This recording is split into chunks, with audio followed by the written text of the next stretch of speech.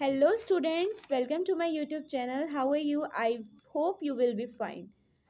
तो पिछली क्लास में यस्टरडे की जो क्लास हुई थी उसमें मैंने आपको पार्ट 1 पढ़ा दिया था सेल के बारे में पूरा, जिसमें आपने सेल के कुछ बेसिक पॉइंट्स पढ़े थे कि सेल को डिस्कवर किसने किया था, सेल क्या होता है, बेसिकली सेल से मिलकर क्या बनता है और एक ऑर्गेनिज्म की बॉडी कैसे फॉर्म होती है। तो आज का हमारा टॉपिक है पार्ट्स ऑफ सेल। ओके, पहले तो पार्ट्स ऑफ सेल में कि आपको पता होना चाहिए कि जो सेल है उसके खुद एक बेसिकली बहुत सारे पार्ट्स होते हैं। तो आज का टॉपिक है हमारा parts of cell. Okay, all the life functions take place in every cell, कि मतलब जितने भी लाइफ के फंक्शंस होते हैं वो हमारे सारे के सारे कहाँ होते हैं? सेल में। मतलब जितने भी हमारे लाइफ के फंक्शंस होते हैं वो कहाँ होते हैं? सेल में। एक सेल में मतलब एवरी सेल में। जैसे यहाँ पे मैंने आपको कल सेल का स्ट्रक्चर बताया था, अगर ये एक कंपार्टमेंट है तो इसमें भी एक फंक्शन परफॉर्म हो रहा है, इसमें भी एक फंक्शन परफॉर्म हो रहा है, इसमें भी, इसमें भी, इसमें भी और इसमें भी। तो इसका मतलब कि पार्ट्स ऑफ सेल, एक जो सेल है ना उसके पार्ट्स आपने पढ़ने और उनका फंक्शन क्या है ये पढ़ना है आपने। अब जो सेल है खुद, वो खुद एक बहुत सारे पार्ट से बना है। क्या मैं बोल रही हूँ कि a cell itself is made up of certain parts. ठीक है, और इस चैप्टर में आपने दो सेल्स के बारे में पढ़ना है। एक पढ़ना है आपने plant cell and another one is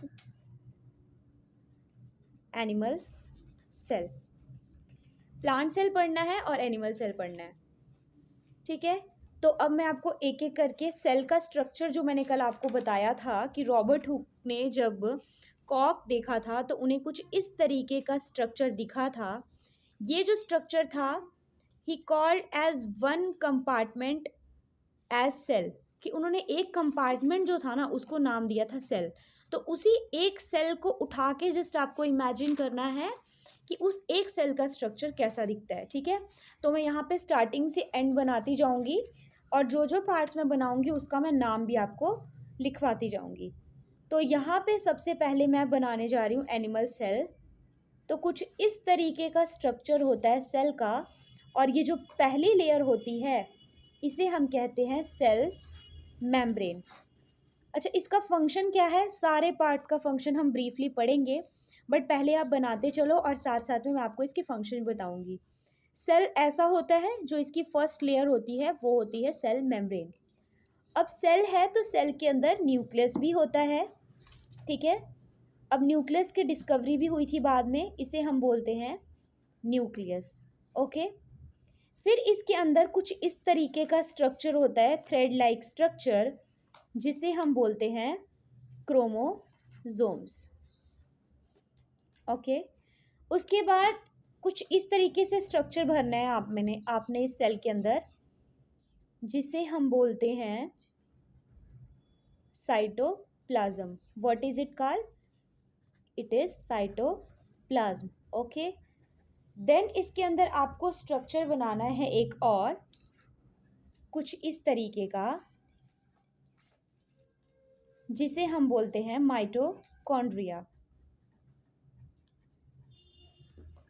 फिर कुछ इस तरीके का स्ट्रक्चर बना लो कहीं कहीं, दीज आर कॉल्ड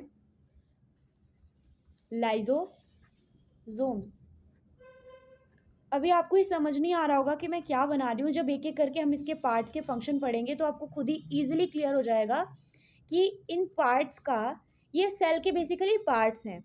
ठीक है, जैसे आपका फेस है, फेस के अंदर क्या क्या है? आपके फेस के अंदर आपके नोज़ हैं, नोज़ का कुछ प्रॉपर फंक्शन है ना। आपकी आई है, eye help us to see, nose help us to smell. Okay, उसी तरीके से आपका tongue help us to taste, skin help us to feel.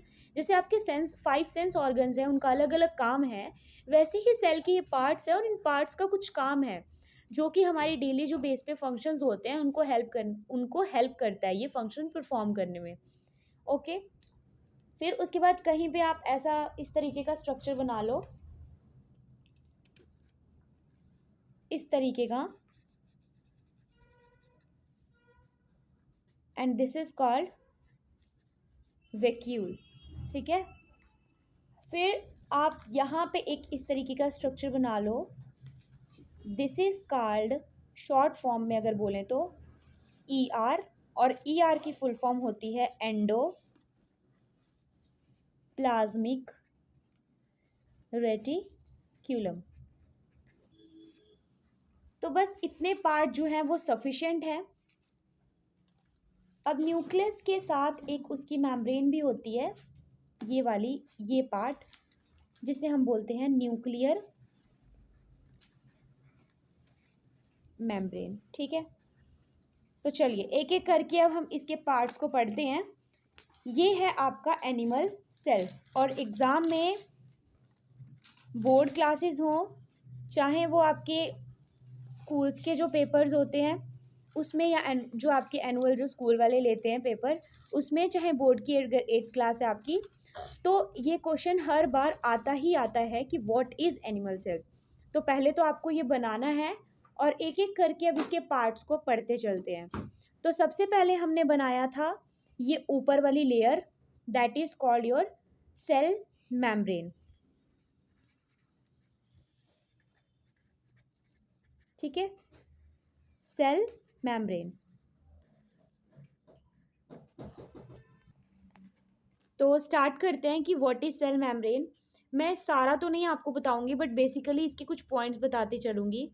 पहले तो ये बताओ कि आपके हमने इस सेल मेम्ब्रेन को, मेम्ब्रेन होता है आपका परत, ठीक है, मेम्ब्रेन होती है आपकी परत। जैसे आपकी बोन्स को, मतलब जो आपकी हड्डियां हैं उसको किसने कवर किया है? तो स्टार्ट करते हैं सेल मेम्ब्रेन, जिसके मैंने पहले से कुछ पॉइंट्स लिख के रख लिए हैं कि मेम्ब्रेन का मतलब क्या होता है, परत। मैं आपको एक एग्जांपल के साथ समझाती हूँ। जैसे बोन्स है, आपकी हड्डियां हैं, उसको किसने कवर रखा है, कर रखा है, मसल्स ने। वैसे ही जो सेल होता है, एक सेल, उसको एक बाहर से एक प्रोटेक्टिव लेयर होती है, ठीक है। प्रोटेक्टिव लेयर मतलब कि उसको बाहर से एक कवर करके एक लेयर रखती है, एक परत रखती है, जिसे हम मेम्ब्रेन बोलते हैं। तो सेल को कवर कर रही है, इसलिए हम उसे सेल मेम्ब्रेन बोलेंगे।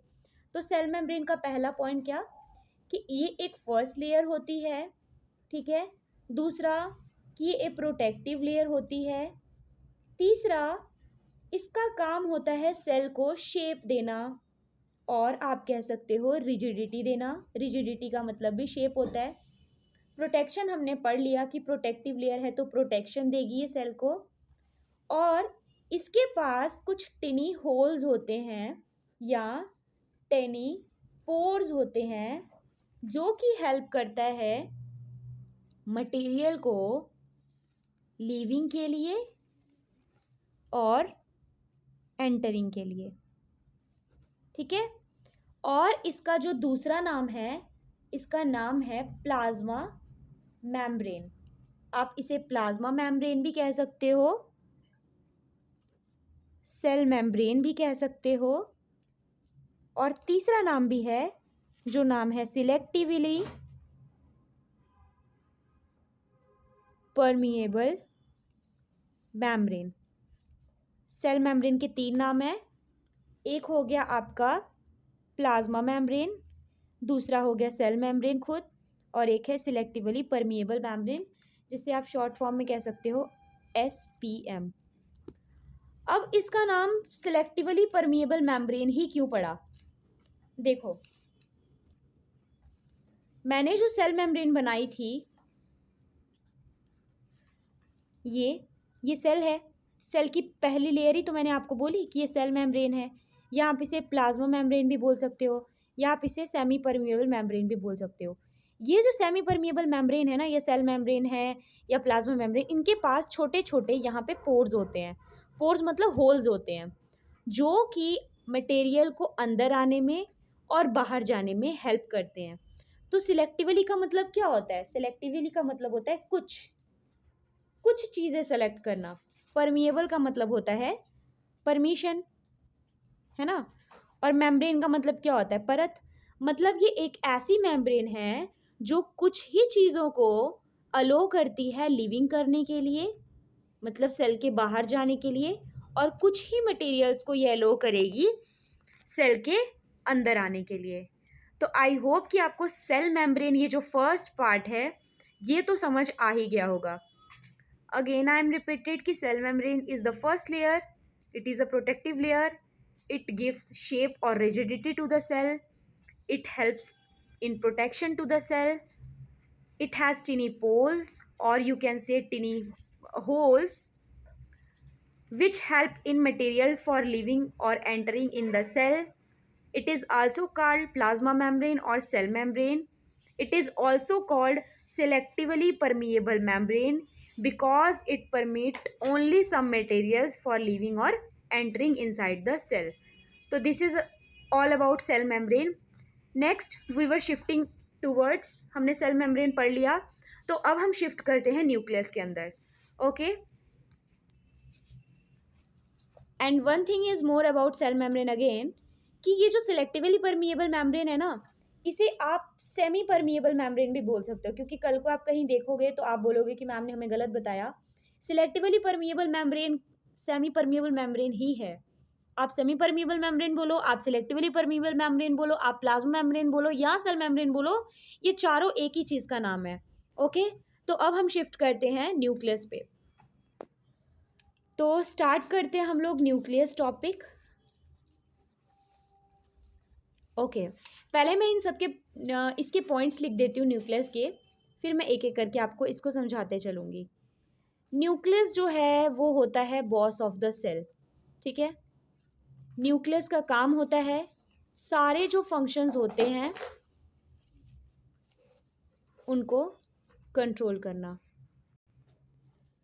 और न्यूक्लियस का काम होता है ट्रांसमिट्स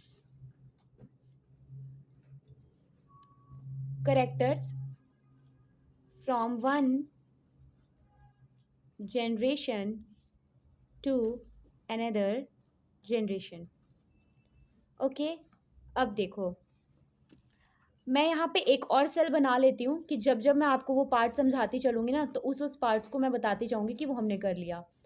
ये देखो, हमने इसका नाम पढ़ा, सेल मेम्ब्रेन पढ़ा, प्लाज्मा मेम्ब्रेन पढ़ा, सिलेक्टिवली परमिएबल मेम्ब्रेन पढ़ा और सेमी परमिएबल मेम्ब्रेन पढ़ा. ये तो हमने कर लिया है, तो इसको हम लगाते हैं टिक कि हमने ये पढ़ लिया. अब मैं आपको करवा रही हूँ न्यूक्लियस क्या होता है. ये जो न्यूक्लियस है ना अंदर का, ये न्यूक्लियस होता क्या है. तो न्यूक्लियस भी अब हम पढ़ ही लिया है इसको, तो इसको टिक ही कर लेते हैं कि जो न्यूक्लियस है ना उसे हम सेल का बॉस भी बोलते हैं, क्योंकि जितने भी फंक्शंस होते हैं आपकी बॉडी में उसको कंट्रोल कौन करता है, न्यूक्लियस ही. न्यूक्लियस का काम होता है कि कैरेक्टर्स लाना एक जनरेशन से और उसको ट्रांसफ़र करना दूसरी जनरेशन में. फॉर एग्जांपल, आपका क्लास 8 का ही चैप्टर नंबर 4 है रिप्रोडक्शन इन एनिमल्स, जिसमें आपको क्रोमोसोम्स के बारे में बताया गया है. और आपने पढ़ा होगा तो आपको पता ही होगा कि ह्यूमन बॉडी में 23 पेयर ऑफ क्रोमोसोम्स होते हैं, जिसमें से कुछ जो 2 पेयर्स के क्रोमोसोम हैं वो होते हैं फॉर रिप्रोडक्शन के लिए. तो उसमें से जो 2 सेट ऑफ क्रोमोसोम्स हैं, एक होता है एक्स जो कि डिनोट होता है किसके लिए, फीमेल के लिए, और एक होता है वाई जो कि किसके लिए होता है, मेल के लिए. इन शॉर्ट मैं आपको न्यूक्लियस का यही बताऊंगी कि न्यूक्लियस क्या करता है ना, आपके पेरेंट्स से करेक्टर लाता है और हमारे पेरेंट्स से जो करेक्टर्स आते हैं देन वो ट्रांसमिट होते हैं नेक्स्ट जनरेशन में. फॉर एग्जांपल मैं आपको छोटा सा क्रॉस एक बताती हूँ. एज वी ऑल नो कि जो फीमेल बॉडी है उसको हम डिनोट कर सकते हैं एक्स एक्स से, मेल जो होगा that is x Y.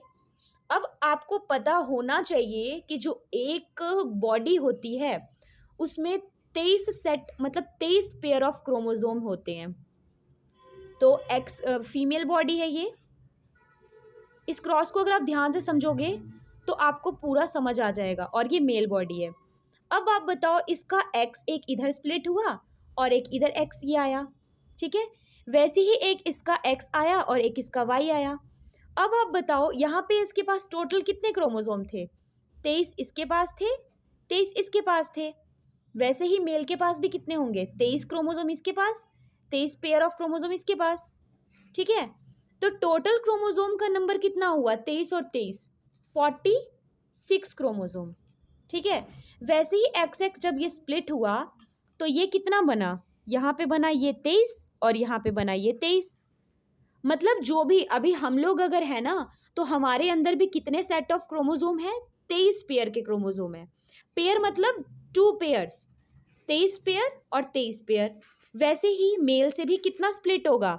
Mail एक अगर एक्स वाई है तो मेल जब तोड़े एक्स वाई हुआ तो यहाँ पे भी कितने आए? 23, और यहाँ पे भी कितने आए? 23।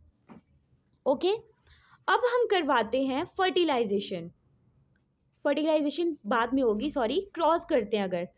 अगर if this x is crossed with this x, क्योंकि फीमेल है ना, अगर हम फीमेल से एक एक्स लेते हैं और उसे मेल के एक्स के साथ फ्यूज कराते हैं तो it give us x x. Okay, अब इस वाले एक्स को लेते हैं, इस वाले एक्स को हम फ्यूज करा देते हैं दिस वन वाई के साथ जो कि मेल से है, तो ये क्या हुआ? X Y. ठीक है, फिर हम ले लेते हैं इसी वाले एक्स को, इसको अगर हम फ्यूज कराएंगे इस वाले एक्स के साथ तो फिर से ये क्या बनेगा? X x. और अगर हम इस वाले एक्स को लेते हैं और इस वाले के साथ फ्यूज कराते हैं तो ये क्या बनेगा आपका? ये बनेगा एक्स एक्स। अब इसे आप समझ क्या रहे हो? देखो, फीमेल थी, एक्स एक्स था, फीमेल थी, एक्स एक्स था, स्प्लिट हुआ, एक्स इधर आ गया, एक्स इधर आ गया। मेल था, एक्स था, इधर आ गया, वाई इधर आ गया। एक्स के पास भी 23 पेयर ऑफ क्रोमोजोम है, इसके पास भी 23 पेयर ऑफ क्रोमोजोम है, इसके पास भी 23 है, इसके पास भी 23 है। अब ये वाला जो एक्स है वो किसके पास जाएगा? देखो, हमारी जो बॉडी है ना, उसमें 23 जो क्रोमोजोम है वो मदर से आते हैं और 23 क्रोमोजोम जो हैं वो फादर से आते हैं। तो देखो ना, यहाँ पे जो मदर थी एक्स, उसका 23 में से एक एक्स इधर आया ना, और वही एक्स एक्स या वाई आप में ले लो मेल का, तो जब वो फ्यूज हुआ तो बना एक्स एक्स। मतलब इज दिस गर्ल और बॉय बॉय चाइल्ड? तो एक्स एक्स है तो इसका मतलब ये गर्ल चाइल्ड आई, ये भी गर्ल चाइल्ड है, ये आया बॉय चाइल्ड और ये आया गर्ल चाइल्ड। तो मैं आपको ये समझा क्यों रही हूँ? ये मैं इसलिए समझा रही हूँ कि जब क्रॉस होता है तो ये जो 23 पेयर फीमेल का था और जो वहां से 23 पेयर आ रहा है फादर से, उनके न्यूक्लियस का यहाँ पे जो भी करेक्टर होता है, उनके करेक्टर कौन से? जैसे फॉर एग्जांपल फादर की आईज जो हैं वो ब्लू कलर की हैं या ब्राउन कलर की हैं, तो वो करेक्टर्स जो हैं वो आने वाले चाइल्ड में आएंगे। तो न्यूक्लियस का काम होता है ये। इसी के साथ मैंने आपको थोड़ा सा एक्स्ट्रा बता दिया, क्रॉस बता दिया ये मतलब कि कैसे जो है एक जो अगर एक चाइल्ड होगा, जैसे हम अपनी बॉडी लेते हैं ना, तो हमारे अंदर 50% डीएनए मदर का होता है और 50% डीएनए फादर का होता है। 50 अगर 23 क्रोमोजोम हम हमारे मदर से लिए हैं हमने, तो 23 पेयर ऑफ क्रोमोजोम हमारे किससे आए हैं? फादर से भी आए हैं। तो 23 और 23 कितने हो गए? 46। फिर कल को जब हमारी जनरेशन होगी तो हमने भी 23 क्रोमोजोम्स जो है अपने शिफ्ट करने हैं। तो ये है न्यूक्लियस के बारे में कि न्यूक्लियस एक बॉस है सेल का, फंक्शंस कंट्रोल करता है और सारे करेक्टर्स ट्रांसमिट करता है एक जनरेशन से दूसरी जनरेशन में। जैसे हमारे पापा और मम्मी में उनके जनरेशन के करेक्टर्स आए हैं, फिर उनकी जनरेशन के करेक्टर्स हमारे में आए। अब हमारे जो करेक्टर्स हैं वो नेक्स्ट जो आने वाली जनरेशन है उसमें शिफ्ट होगा। तो ये इसमें हेल्प कौन करता है? This nucleus. ओके, तो आई होप कि आपको न्यूक्लियस भी समझ आया होगा। तो नेक्स्ट पार्ट जो है, वीडियो काफ़ी लंबी हो रही है इसलिए मैं आपको बस अब एक लास्ट पार्ट करवाऊंगी, बाकी का हम लोग फिर नेक्स्ट पार्ट 3 में कर लेंगे। तो सेल मेम्ब्रेन भी पढ़ लिया, न्यूक्लियस भी पढ़ लिया, अब हम पढ़ते हैं what is nuclear membrane. Okay, तो न्यूक्लियर मेम्ब्रेन भी यहाँ पे बना लेते हैं। जैसे ये न्यूक्लियस है बच्चों, देखो, तो ये जो इसकी ये वाली परत है ना, ये वाली, this is called your nuclear membrane. जैसे सेल को कवर किया था ना सेल मेम्ब्रेन ने, वैसे सिंपल न्यूक्लियस को कवर करने वाला क्या होगा? Nuclear membrane. और इसका काम क्या होगा कि ये भी मटेरियल जो अंदर का होता है, जैसे यहाँ पे न्यूक्लियस के अंदर क्रोमोसोम होते हैं और इसका क्या होता है? क्रोमैटिन भरे होते हैं अंदर। तो यहाँ का मटेरियल अंदर बाहर ना आए और यहाँ से कोई मटेरियल अंदर ना जाए, इसका काम होता है न्यूक्लियर मेम्ब्रेन का। ओके, कि मतलब ये सिंपल क्या करता है कि मटेरियल को मिक्सिंग ना होने में हेल्प करता है। तो ये हो गया न्यूक्लियर मेम्ब्रेन। ठीक है, तो this is all about only 3 parts of cell. अभी ये सिर्फ 3 पार्ट हुए हैं, जिसमें से हमने अभी कर लिया न्यूक्लियर मेम्ब्रेन, हमने कर लिया सेल मेम्ब्रेन, और एक कर लिया हमने न्यूक्लियस। बाकी के पार्ट जो हैं हम नेक्स्ट वीडियो में करेंगे। तब तक के लिए आप इस जो मैंने ये आपको पॉइंट्स बताए हैं, इसको आप रिवाइज़ करिए, क्योंकि ये पॉइंट्स आपके लिए बहुत ज़्यादा हेल्पफुल हैं। तो अगर वीडियो थोड़ी सी भी अच्छी लगी आपको और हेल्पफुल लगी, तो लाइक शेयर एंड सब्सक्राइब ज़रूर करना। और अच्छे से पढ़ो, मन लगा के पढ़ो। मैं तो यही कहूँगी, जो पॉइंट्स आपको टीचर्स आपके बताते हैं, या कहीं से भी, आपको ज़रूरी नहीं है मेरे ही चैनल से, कहीं से भी अगर आपको कोई चीज़ मिल रही है हेल्पफुल, कुछ नॉलेजेबल चीज़ मिल रही है, तो उसे गेन ही करो। तो बस इसी तरीके की हेल्पफुल नॉलेज के लिए और इन्फॉर्मेशन नॉलेज के लिए बने रहिए मेरे चैनल के साथ। So see you in the next video. Thanks for watching.